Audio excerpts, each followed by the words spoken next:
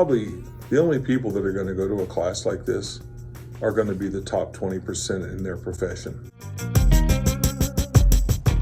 What is something or a couple things that stood out to you from the class? That it's not your client or your customer's job to ask you to do business or to help them. Yeah. But just going back to asking and asking in a relational way. Right.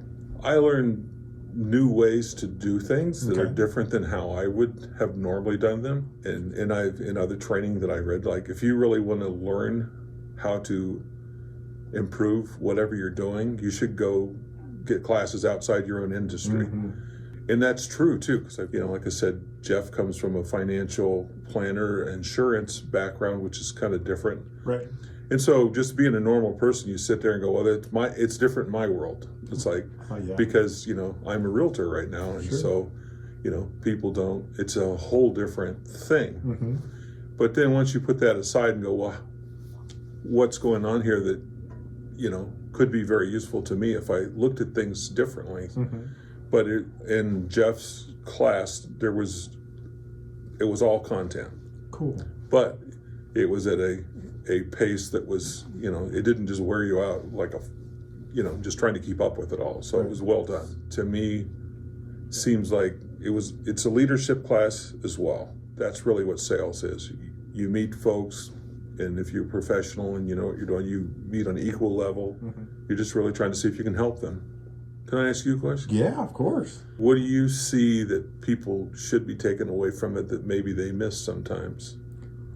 Well, man, that's a good question. I think for me, the big takeaway is that this class is the opportunity for people who are early on in sales to not be defeated by sales. Going through this class, Jeff shares the techniques and the things that he's learned along the way that make it so sales isn't so imposing for people who are new in the profession or have no experience whatsoever. We had several professionals that were both experienced and unexperienced, but the unexperienced ones seemed to kind of come out of their shell a little bit and realize that sales is not this, oh man, if somebody says no to you, it's the end of your life type of thing. And I think that's how some people view sales, as one no is the most painful thing. Yeah. So I think that's one of the bigger takeaways for me.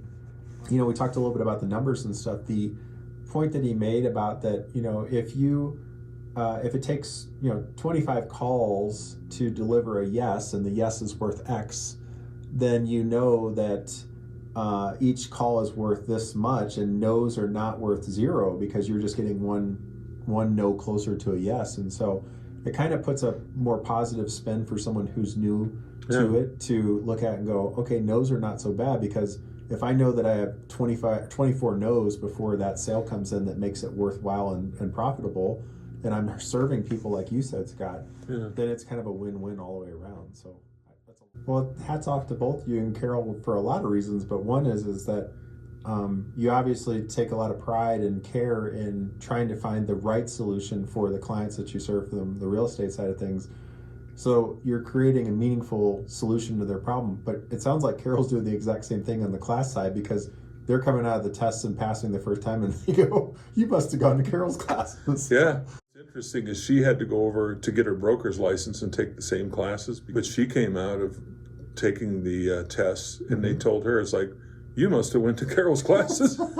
She said, I'm Carol. I am Carol's classes. Can we get some cards that we can hand out? Oh, that's great.